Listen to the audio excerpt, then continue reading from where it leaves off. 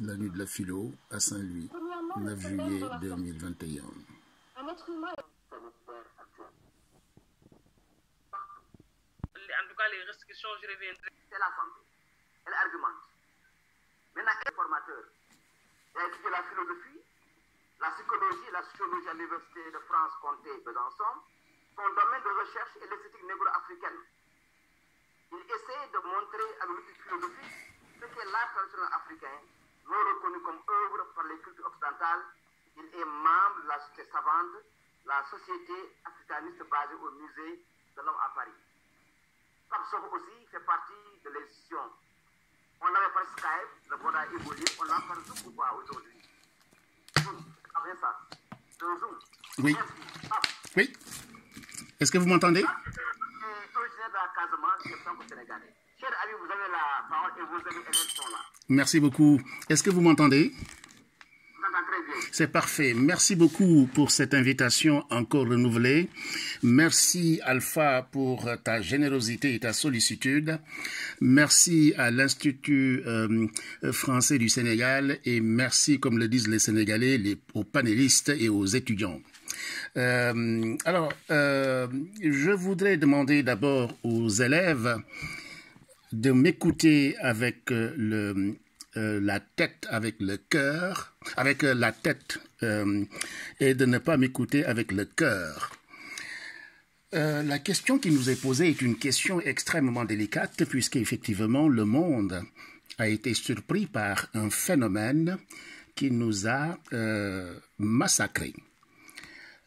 Vous savez très bien cette formule de Descartes qui disait que l'homme sera maître et possesseur de la nature, où effectivement la technique et la science vont permettre à l'humain de gagner sur la nature. Évidemment, nous avons gagné. Rappelez-vous ce que disait Rousseau dans son état de nature, où effectivement, comment dire encore, les facultés des individus étaient en puissance.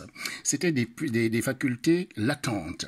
C'est en fonction des circonstances et des contextes, des difficultés, que l'individu va actualiser effectivement son savoir, sa science, sa technicité, ses capacités, ses moyens, etc. Sinon, il serait réduit à l'animalité ou resterait au stade de l'animal. La différence entre l'animal et l'homme, c'est que l'homme évolue au gré des mutations, au gré des mobilités, au gré des difficultés qu'il va rencontrer dans la vie. Et c'est pourquoi ce sujet m'a beaucoup intéressé et je le prendrai sous un autre plan. Vous m'en excuserez, la philosophie est extrêmement large et il y a beaucoup d'entrées. Et cette occasion qu'on vous donne là, c'est de voir tout simplement qu'il y a beaucoup de pistes pour entrer dans l'exercice de la philosophie dans un sujet. Ce qui est important, comme l'a dit mon ami Alpha, c'est l'argumentation, comment effectivement je vais développer cette idée-là. Alors moi, je vais vous lire ce que j'ai écrit. Je me disais que j'allais le déchirer puisque c'est comme ça que je travaille. J'ai travaillé sur ce sujet-là. Je pense que j'ai lu beaucoup de choses, j'ai regardé beaucoup de vidéos. Et puis, je me suis approprié le sujet puisqu'effectivement, j'ai réfléchi sur le sujet depuis longtemps. Voici ce que je dis. Maître et possesseur de la nature, avait dit Descartes. Mais la Covid-19 vient de nous clouer dans les espaces intérieurs, à nous sédentariser au point que notre liberté ne dépend plus de nous, mais que nous dépendons d'autrui. Nous avons été infantilisés pendant, surtout nous en France, parce qu'effectivement c'est l'État, le gouvernement, les scientifiques, etc., qui décidaient de notre vie. Donc notre liberté a été mise en époquée, qu'on le veuille ou pas. Nous n'avions pas à décider, on a décidé pour nous. Je vous ai bien demandé de m'écouter avec la tête, avec la raison. Ici, la notion de liberté, effectivement, la Covid est la liberté, et notre liberté, qu'est-ce que nous en faisons? Notre ami de Nantes se demandait, effectivement, puisque les confinements étaient différents, nous, on était restés à la maison. Donc, on était enfermés.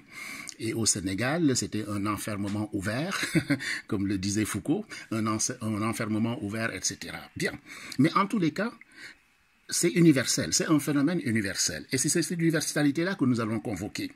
Cette situation a révélé beaucoup de choses L'impossible est devenu possible, hein, parce qu'à une époque de l'histoire, les gens disaient « Ah, ce n'était pas possible. Ah non, ce n'est pas possible. Tout ce que vous demandez, l'État dit « Non, ce n'est pas possible.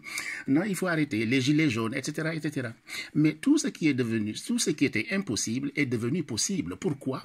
Parce qu'il fallait effectivement, comme le chat, une fois qu'il tombe, il faut de la résilience, il faut se remettre en selle.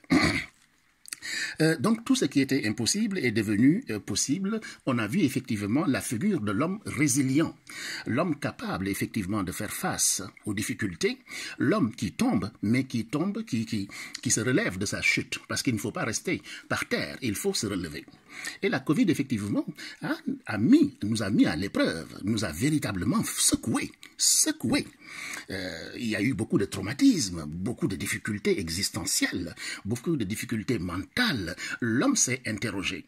Cette interrogation-là, mais c'est ça la philosophie. La Covid nous a invités, effectivement, à refaire de la philosophie, à réinventer la philosophie, à remettre en selle la philosophie. Tous ces gens qui pensaient que la philosophie avait démissionné n'ont rien compris. La philosophie se met, elle est indifférente. Elle passe son chemin. La philosophie avance, elle se moque de tout, mais elle entend tout. Et quand il y a une crise, c'est pendant les moments de crise que la philosophie interroge, se questionne, se dit, mais pourquoi? Pourquoi maintenant? Etc., etc. Qu'est-ce qui s'est passé? Mais qu'est-ce qui s'est passé? C'est très simple. C'est parce que tout simplement, l'homme a pensé que le confort, l'homme a combattu la mort. La mort s'est éloignée. La santé qu'on avait a été mise à l'épreuve. L'homme est tombé malade. L'homme a eu peur. Les frontières physiques ont éclaté parce que les vraies frontières, le monde est devenu mondialisé. Les frontières sont des artifices. Et le virus ne connaît pas les frontières physiques. Et qu'est-ce qu'on a fait? L'homme est fort, il est puissant, mais il a ses limites. Mais sa puissance est à saluer puisqu'il lui permet de trouver un générique. Un générique, c'est quoi? C'est-à-dire qu'à chaque fois qu'il y a une solution, il y a une autre solution qui se met là, qui se met en place. C'est-à-dire, c'est ce que, je pense que c'est Poincaré, ou je ne me souviens plus, c'est-à-dire que quand il trouve une solution, cette solution n'est que provisoire. Elle n'est que provisoire. Elle n'est pas définitive. C'est-à-dire qu'à l'instant T, c'est cette solution-là qui fonctionne. Et avec la Covid, vous avez beaucoup vu qu'il y a eu beaucoup de débats, beaucoup de discussions, beaucoup de chamailleries sur effectivement la validité de tel médicament, de telle hypothèse. Est-ce que c'est le politique qui doit prendre la décision? Est-ce que c'est le scientifique qui doit prendre la décision? Qu'en est-il de la société civile, etc., des individus, etc. Ce sont des questions extrêmement difficiles. Alors, on ne va pas dire que la Covid, effectivement, nous a cloués, mais aussi a permis, et je pense que c'est Madame Célibat qui l'a dit, et moi aussi je le dis, il y a eu des innovations. La Covid, effectivement, je vous ai dit, a permis à l'individu d'innover, parce qu'il y a à chaque fois du générique. C'est-à-dire que l'individu, quand il tombe, il se relève, et il essaye de trouver des alternatives. S'il ne cherche pas d'alternatives, c'est lui qui va mourir. S'il se met dans l'attitude stérile du spectateur, c'est lui qui va perdre la face. Donc, il essaye de trouver, de recréer des liens sociaux. Il essaye d'innover. Vous avez vu par exemple le quick and collect dans le commerce, dans les nouvelles technologies de l'information, dans la musique, les comédiens, etc. Tout le monde a essayé d'inventer. C'est le génie de l'homme. C'est le génie de l'homme. La Covid a permis effectivement à l'homme de manifester son génie, de montrer qu'il était capable effectivement de résilience. Et ça, c'est extrêmement important.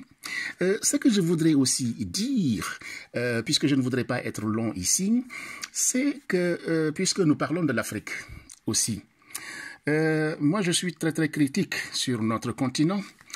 L'Afrique n'a pas compris effectivement ce qu'est la Covid. L'Afrique a joué avec la Covid parce qu'on a dit qu'ils sont jeunes, la population est jeune, il fait chaud, la Covid ne peut pas embêter les Africains, etc. Mais mon œil, mais la maladie ne connaît pas de couleur. Effectivement, elle se déploie ici et ailleurs d'une certaine façon, mais notre mode de vie aurait pu faciliter effectivement l'implantation de la Covid. Parce que nous avons des maisons exiguës, nous avons des familles nombreuses, nous vivons en communauté, nous nous serrons la main, nous sommes des sociétés de toucher. Ce qui n'est pas une mauvaise chose. Je ne suis pas en train de dire que c'est une mauvaise chose. Mais la Covid a besoin de ces conditions pour se développer et massacrer. Et donc, qu'est-ce qu'il faut faire? Les Européens ont créé la distanciation pour couper. Les Africains aussi ont utilisé ça. Mais les Africains ont pensé tout simplement que c'était une maladie qui touchait les autres. Non, la Covid est mondiale. Elle a frappé les Chinois, elle a frappé les Européens, elle va frapper les Africains et elle frappe les Africains. Et donc, ce qu'il faut faire, c'est, on se pose des questions effectivement sur l'Afrique, la souveraineté de l'Afrique, la souveraineté des États africains, la question du don. Vous savez, ce qui s'est passé, c'est que l'Afrique, c'est là qu'on se pose ce qu'on appelle la théorie du miroir. La Covid a révélé à l'Afrique ce qu'on appelle des murs sociaux. J'ai eu honte. J'ai eu véritablement honte, chers jeunes étudiants. Honte parce que nos laboratoires ne fonctionnent pas. Honte parce que nous ne savons pas travailler ensemble. Vous avez un très grand laboratoire au Zaïre, vous avez un très grand laboratoire au Sénégal, etc. Ils ne sont pas en connexion pour lutter contre la Covid.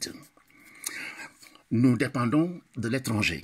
La preuve, ce sont les étrangers qui nous donnent des vaccins, alors que nous avons d'éminents médecins. J'ai un frère qui est un éminent médecin. Au Sénégal, nous avons des compétences. À Marseille, chez le docteur Raoul, ce sont des jeunes Sénégalais médecins qui tiennent la maison. Nous avons de bons médecins. En Afrique, on n'est pas organisé comme partout, comme d'habitude. En matière de géopolitique, la coopération, rien. Donc, nous dépendons de l'extérieur. Et qu'est-ce qu'ils font? On nous donne. Ça interpelle ici effectivement ce qu'on appelle le don gratuit. Véritablement, est-ce qu'il s'agit d'un don gratuit? Non, il ne s'agit pas d'un don gratuit. Parce que si les Européens nous donnent des médicaments, c'est pour tout simplement, ils savent que tout le monde doit être vacciné pour protéger tout le monde. Si on ne vaccine qu'une partie tout simplement et l'autre n'est pas vacciné, donc on va contaminer, on va se contaminer et la pandémie ne va jamais s'arrêter. Donc il n'y a pas de don gratuit en réalité. Il n'y a pas de don gratuit. Interrogez-vous, vous savez très bien, c'est cette théorie-là, hein, je pense que c'est chez Moss, etc. La notion de don gratuit, elle n'existe pas. Et la Covid nous a démontré effectivement qu'elle n'existe pas. C'est l'intérêt qui sous-tend effectivement ce don. Les Africains, les familles, et Madame l'a si bien dit aussi, a permis effectivement à certains de renouer le contact, mais a permis aussi des violences intrafamiliales, l'exiguïté des maisons. Parce qu'il y avait une époque où effectivement, vous savez, quand vous avez 2 femmes, 3 femmes et 20 enfants, le matin de bonne heure vous sortez, vous allez chercher de l'argent pour venir donner la dépense. Vous savez la notion de dépense qu'il y a au Sénégal. Et pendant la Covid, mais les affaires ne marchent pas. Vous avez 40 pères Dieu qui vous regardent, qui demandent « Papa, qu'est-ce qu'on va manger aujourd'hui ?» C'est ce père de famille qui d'habitude sort, va chercher de l'argent et revient donner cet argent à la dame. Il va vivre de corruption. Corruption, vous connaissez très bien ce que je dis. Vous savez très bien ce que je dis. Il va chercher effectivement des moyens pour subsister. Les enfants sont là. C'est l'occasion de se dire, est-il responsable de faire de grandes familles? La Covid-19 nous impose de réfléchir, de poser la valise pour dire qu'un enfant est un projet. Faire un enfant est un projet. On ne peut pas faire tout et n'importe quoi. Quand on fait un enfant, c'est qu'on est capable de l'assumer. Et nos pays africains doivent aussi travailler sur ce qu'on appelle la prospective et l'anticipation, la gestion des risques. Nous devons réfléchir. À chaque acte posé, il doit être mûrement réfléchi. Et que nous ne dépendons pas des autres puisque nous sommes aussi intelligents que les autres. Nous sommes aussi capables de nous organiser pour mieux agir. Le Covid a complètement perturbé les relations sociales. La façon, les rituels de mort, on n'accompagne plus le mort, on a peur, parce que vous accompagnez le mort, vous revenez avec la Covid, etc. Donc les gens mouraient seuls, les gens allaient à l'hôpital seuls. Interrogez-vous sur ces questions-là. C'est là que la philosophie est intéressante. C'est là que la philosophie est intéressante, parce qu'effectivement, comme le marteau de Nietzsche, quand Nietzsche prend son marteau, il frappe, mais il éclate pour comprendre les différents éléments. Et après, il l'amasse, il recompose. La philosophie nous amène effectivement à nous interroger, à nous questionner pour mieux comprendre les choses. Et donc, ce qui m'intéresse ici, c'est la place de l'Afrique dans la gestion de la Covid. La place de la société civile, de vous les jeunes. Comment est-ce qu'on doit en Afrique s'organiser pour avoir notre souveraineté qui va nous permettre d'être, d'exister, de donner du sens à notre présence dans le monde plutôt que d'être des mains tendues. Il faut arrêter avec la main tendue. Nous sommes intelligents et capables. Vous entendez chaque fois des millions, des milliards. Investissons dans la recherche plutôt que d'attendre qu'on nous donne. Et ça, c'est extrêmement important. Toute personne qui ne le fait pas a failli. Et il faut qu'on soit des révolutionnaires au sens noble du terme. Que faire? Maintenant que la Covid est là, que faire? Maintenant que les murs sociaux sont tombés, que faire? Alpha, voici ce que je voulais dire pour introduire tout simplement. Merci beaucoup. Universalité, il a eu à faire le cas des liens en Afrique, il a eu à nous interpeller. Le débat rebondit sur notre responsabilité, la question posée par Muntada, la question posée par notre élève tunisien de Pâle. Et là, on a précisé tout à l'heure que la solidarité entre les personnes, elle a clairement dit. Maintenant, entre les États, c'est la guerre. Et c'est même la guerre. Et c'est là où, dans mon article, j'ai parlé d'humanisme intéressé, dans la mesure où ceux qui donnent le vaccin gratuitement ont des calculs. Donc, le don n'est pas extrait à exclure de l'arrière-plan géopolitique. Et quand notre ami Pape Soro insiste avec raison sur le don, vous pensez à un film, un très beau film, le film de Semen Ousmane, Gelwaar. Ben baaraam bu ñu joxoñ, ben baaraam bu ñu taalal joxoñ la. Juróomi baaraam yi ñu taalal ñaan la.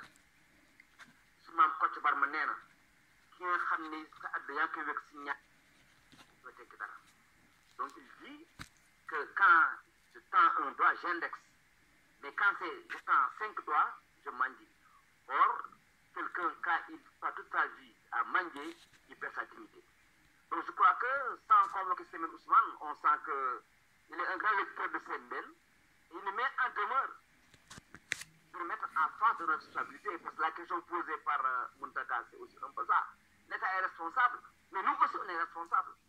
Quand j'ai choisi de ne pas me faire vacciner et de rendre visite à Abdelaziz Fall, quand j'ai choisi de ne pas respecter les gestes de Rassoul Fall, je suis étudiant à l'université Cheikh Anta Diop aux licences philosophiques. Je veux contribuer un peu sur le thème. Parlons en tant que sujet.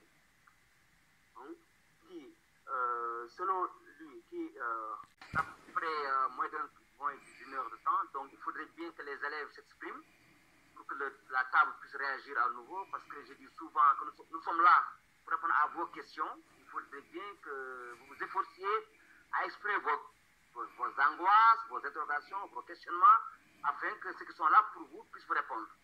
Et s'il y a des réactions que je dois enregistrer avant de donner la parole à Abdelaziz, voilà, le micro, s'il vous plaît, voilà.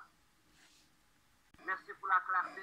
Pour la générosité très tard, mais vous avez tenu à nous accompagner. Je vous en prie, chers élèves, on donne 3 minutes à Charlie Renard, 30 secondes au modérateur, et on dit au revoir. Et les scientifiques, c'est pas eux qui prennent les décisions. Et ça, c'est important que vous ayez bien ça en tête. C'est que là, c'est pas les scientifiques qui légifèrent et qui décident s'il y a un couvre-feu, s'il y a un confinement, etc. Ce sont les politiciens. Et les politiciens, ils peuvent s'appuyer sur les conseils des scientifiques. Les scientifiques, ils disent, voilà l'état des lieux, voilà les faits. Les politiciens, ils le... Soko Tabassak fait de son temps. de même que Dr Céliba. Nous remercions Charlie de si loin venu, notre ami et frère Aziz Fall. Ce qu'on peut retenir, c'est très simple. C'est que l'âge de la philosophie dépasse le bac. C'est une question citoyenne.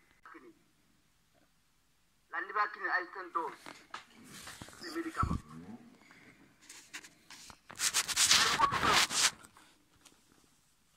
Ça peut me tuer. Mais ce médicament en lui, il n'est rien. Il n'est que ce que moi j'en ferai. C'est ça la science.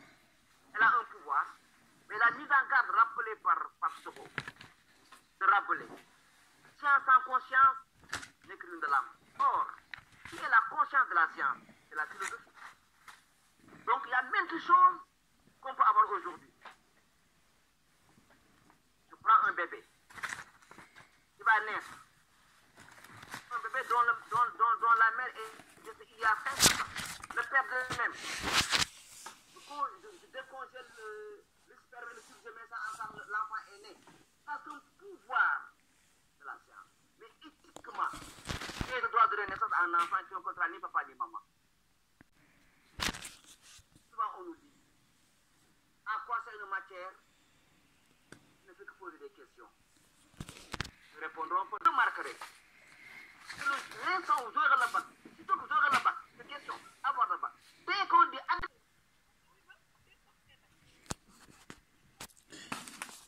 Comte de quelqu'un posait la question à quoi sert la philosophie. Je disais que Comte de Swansfield a répondu à cette question-là en disant quelque chose qui a beaucoup bouleversé le monde. Andrés Sorbonne-Nicole, professeur d'université, disait il y a plus grave dans le monde que le Covid-19.